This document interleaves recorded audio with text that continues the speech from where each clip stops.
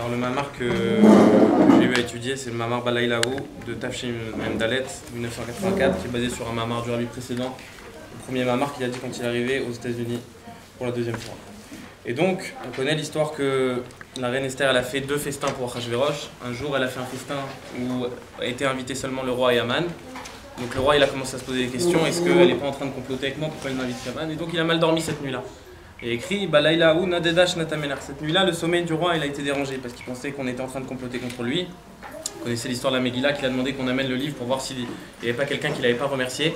Finalement, il s'est trouvé que Mordechai et Yehudi n'avaient pas été remerciés pour le fait qu'il avait sauvé le roi. Donc à ce moment-là, il a décidé de remercier Mordechai et Yehudi. Et c'est à ce moment-là qu'Aman rentrait justement pour demander l'autorisation de pendre Mordechai.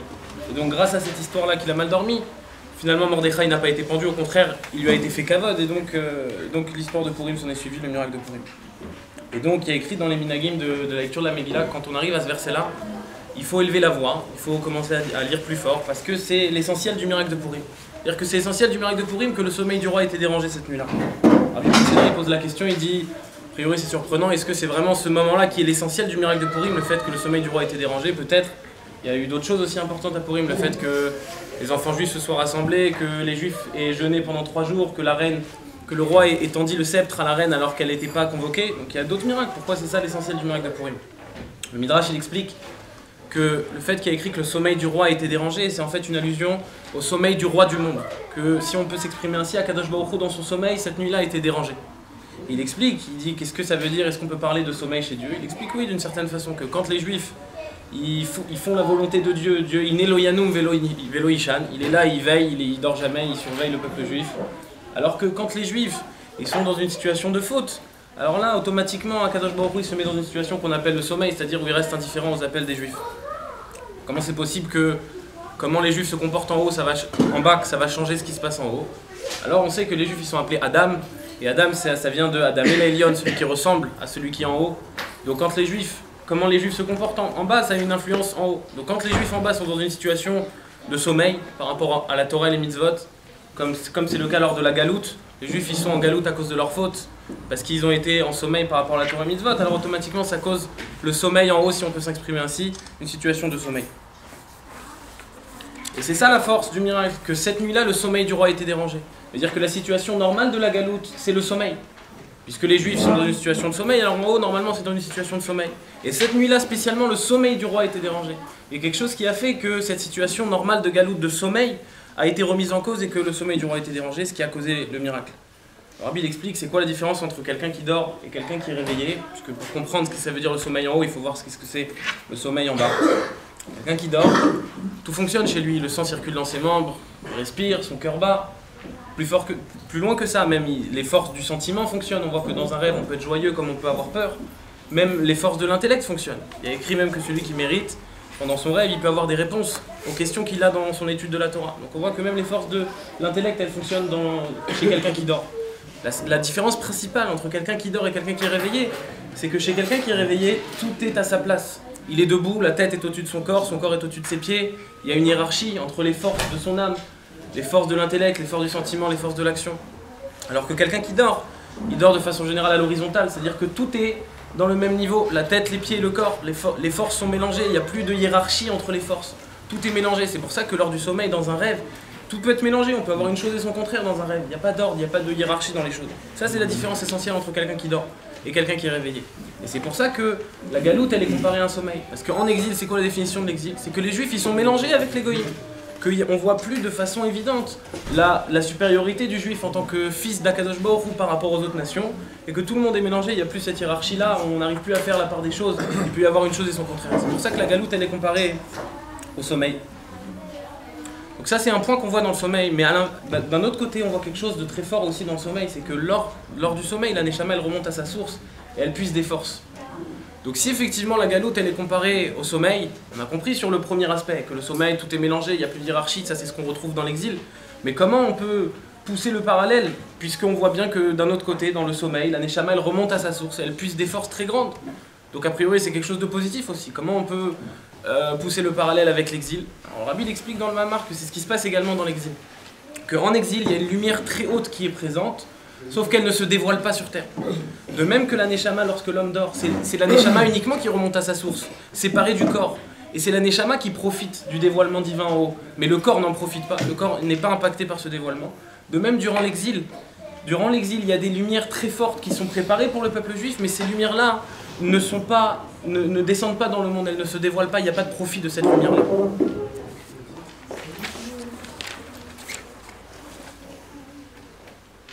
Et donc, c'est aussi une des raisons pour laquelle l'exil elle est comparée à une grossesse. Parce que dans une grossesse, on voit une chose et son contraire. On voit quoi? On voit d'un côté qu'il y a écrit dans la Gemara qu'il y a une lumière qui est allumée au-dessus de la tête de l'enfant et on lui apprend toute la Torah. Mais d'un autre côté, il y a écrit que dans le ventre de la mère, tout est mélangé. Il y a écrit que la tête de l'enfant est entre ses genoux. C'est-à-dire qu'encore une fois, il n'y a plus cette hiérarchie, que la tête, elle peut descendre jusqu'en bas entre les genoux. Et on voit que dans le ventre, que lors de la grossesse, il y a un dévoilement très élevé, qu'on apprend à cet enfant toute la Torah. Mais cette Torah-là, dès que l'enfant sort, avant de sortir du ventre de sa mère, on lui fait oublier cette Torah. C'est-à-dire que c'est une lumière très haute, mais c'est pas une lumière dont on profite ensuite. C'est une lumière qui ne se dévoile pas ensuite. C'est la même chose avec l'exil. Il y a des lumières très fortes qui se préparent, mais elles ne descendent pas dans le monde. On ne profite pas de ces lumières-là. Maintenant qu'on a compris ça, ça nous permet de comprendre ce qui est écrit dans la Gemara Yoma, que lorsque les Goïms ils sont rentrés pour détruire le Beth Amikdash dans le Kodesh HaKodashim, ils ont vu sur le couvercle du Aron HaKodesh, ils ont vu les kérouvim, les chérubins, qui étaient l'un en face de l'autre. Et on sait que les chérubins, en général, ils représentent la relation qui existe entre le peuple juif et Akadosh Baruch Hu. Lorsque les juifs et Akadosh Baruch Hu, les juifs fautent, les chérubins, ils se tournaient le dos, d'accord? Ils étaient l'un à l'envers de l'autre. Alors que lorsque les juifs ils étaient dans une façon où ils font la volonté de Dieu, alors là les chérubins symbolisent l'affection qu'il y a entre le peuple juif et Akadosh Baruch Hu, comme un homme et une femme, et donc ils étaient l'un en face de l'autre, avec leurs ailes qui s'entrelaçaient. Et quand les goïms ils sont rentrés dans le Beth Amikdash, on voit que les chérubins ils étaient comme ça. Alors qu'a priori, le moment où les goïms ils vont détruire le Beth Amikdash, c'est à cause des fautes du peuple juif. A priori, c'est pas un moment où les juifs ils font la volonté de Dieu. Comment c'est possible que les chérubins ils étaient comme ça? Alors on explique que justement, le moment où les goïms allaient détruire le Beth Amikdash, c'était le début de l'exil. À ce moment-là, il y a un dévoilement, il y a une lumière très haute qui se prépare, mais cette lumière-là n'avait pas à être dévoilée, elle était dans le Kodesh HaKodashim, elle était cachée. C'est quelque chose qui ne devait pas être vu. Les goïms maintenant ils sont rentrés dans un endroit qui ne devait pas être vu, là-bas ils ont vu, ils ont eu le temps de voir, mais c'est quelque chose qui ne devait pas être vu, c'est quelque chose qui ne devait pas être dévoilé. Et c'est lié également avec ce qui est écrit dans la Gemara Yevamot, il y a écrit qu'un homme avant de partir en chemin il doit s'unir à sa femme, il a l'obligation de s'unir avec sa femme. On explique que le peuple juif il a un statut pendant l'exil d'une femme dont le mari est parti en chemin, un mari qui est parti en mer, une femme qui est délaissée. Ça veut dire que le dernier moment avant le début officiel de l'exil, qui est ce moment-là où le temple va être détruit, à ce moment-là, il y a une union qui est obligatoire entre le mari et la femme. Donc il y a une union entre Akadosh Baruch Hu et le peuple juif. C'est cette union qui est symbolisée par le fait que les chérubins soient là en face de l'autre, entrelacés.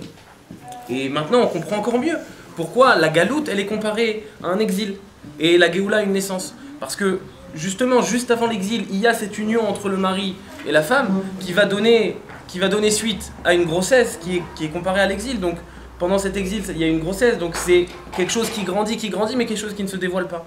Donc ça c'est ce qu'on a compris. Enfin la Géoula c'est la naissance. Donc en fait, c'est ça tout le inyan de la galoute, c'est qu'il y a des choses très fortes qui se préparent, mais c'est pas des choses qui descendent dans le monde.